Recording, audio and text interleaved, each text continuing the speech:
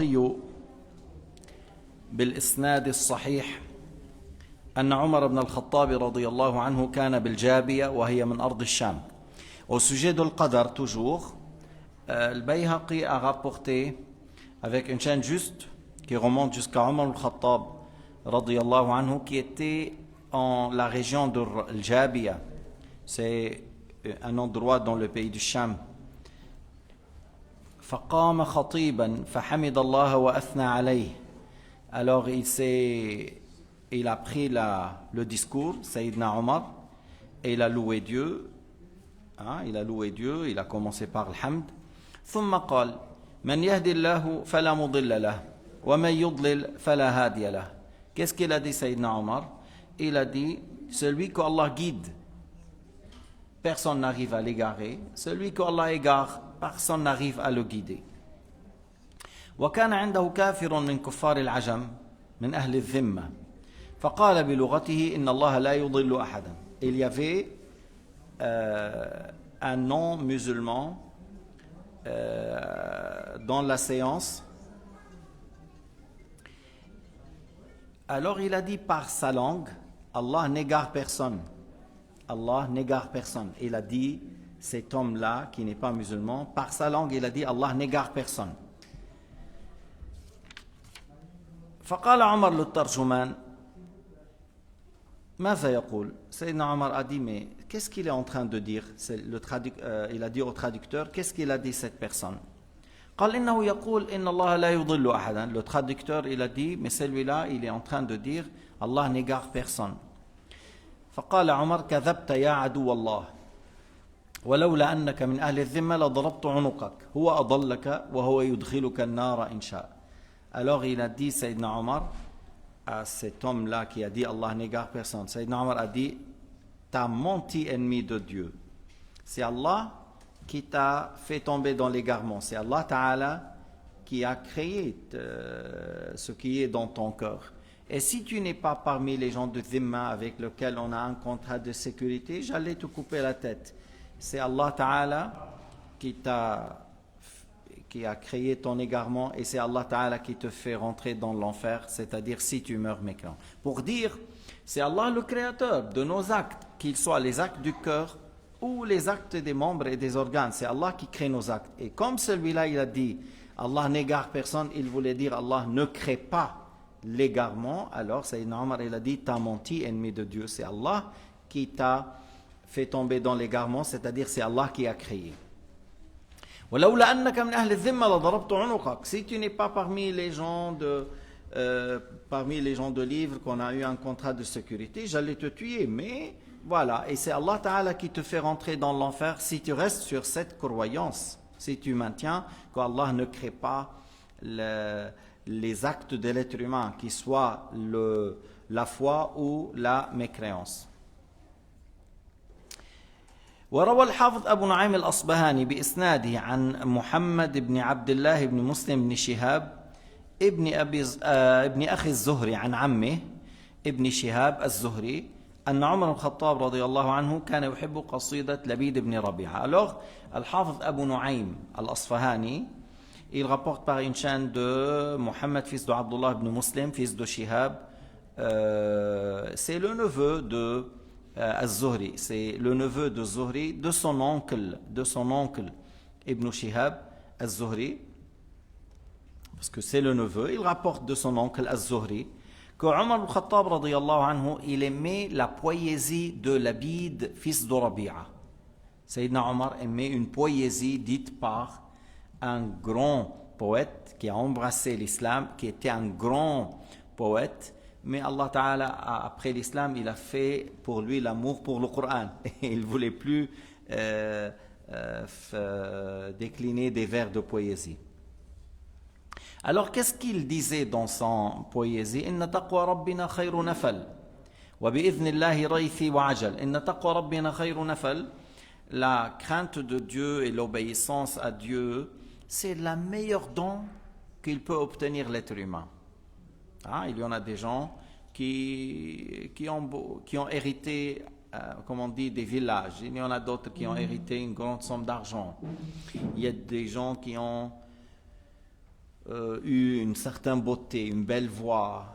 Il y a certaines qui ont réussi dans la vie. Mais il a dit, le meilleur don de la part de Dieu en faveur de l'être humain, c'est la crainte, la piété.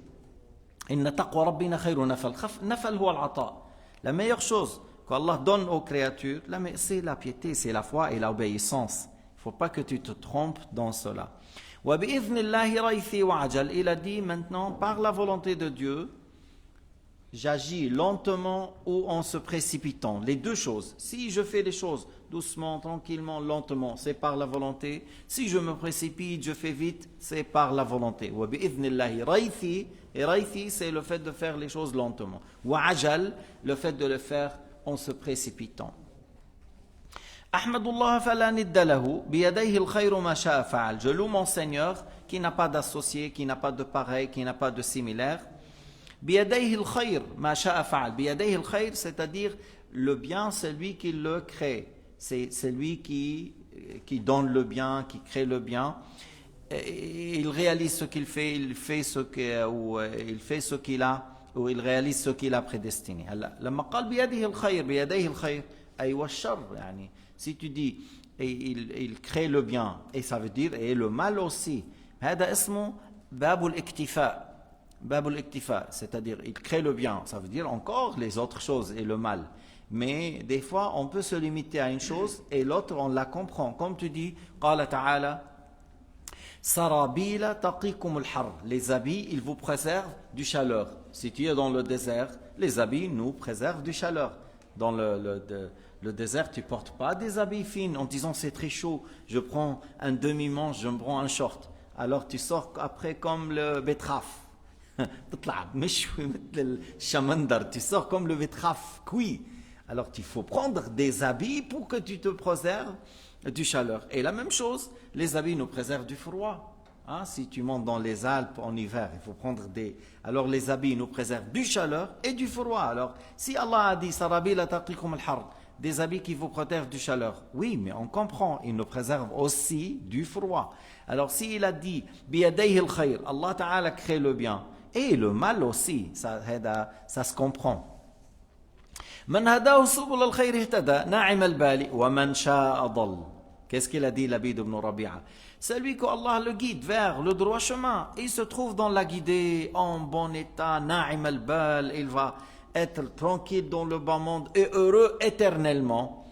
Et celui qui veut, il l'égare. C'est-à-dire celui qui crée la guidée, c'est lui qui crée l'égarement. Man hadahu subul al-khayr ihtada na'im al-bali. وَمَنْ شَاءَ أَضَلَّ. Alors il guide qui il veut et l'égare qui il veut. Et c'est ce qu'il a dit Sayyidina Omar au début de son discours. مَنْ يَهْدِ اللَّهُ فَلَا مُضِلَّ لَهُ وَمَنْ يُضْلِلْ فَلَا هَادِيَ لَهُ. C'est-à-dire si Allah a prédestiné que celui-là soit dans la guidée jusqu'à la mort, personne n'arrive à le faire tomber dans l'égarement. Et si Allah a prédestiné que celui-là soit dans l'égarement jusqu'à la mort, personne n'arrive à le guider. Maintenant, il y a une question que j'ai déjà expliqué, je la répète, mais si quelqu'un il dit c'est Dieu qui a guidé qu'il soit mécréant jusqu'à la mort, pourquoi il sera jugé, questionné, jeté dans le feu de l'enfer? Si quelqu'un pose la question, là où anna wahad sa'al annu idha kan Allah ta'ala sha'a li fulan ad-dalala ila al-mamat sha'a lahu an yabqa kafir ila an yamut فلو قال واحد لما يعذبه ما دام هذا كفر بمشيئته الله شاء له الله قدر الله خلق. Al-Jawab, la réponse. Allah Ta'ala a su que celui-là, il va choisir la mécréance.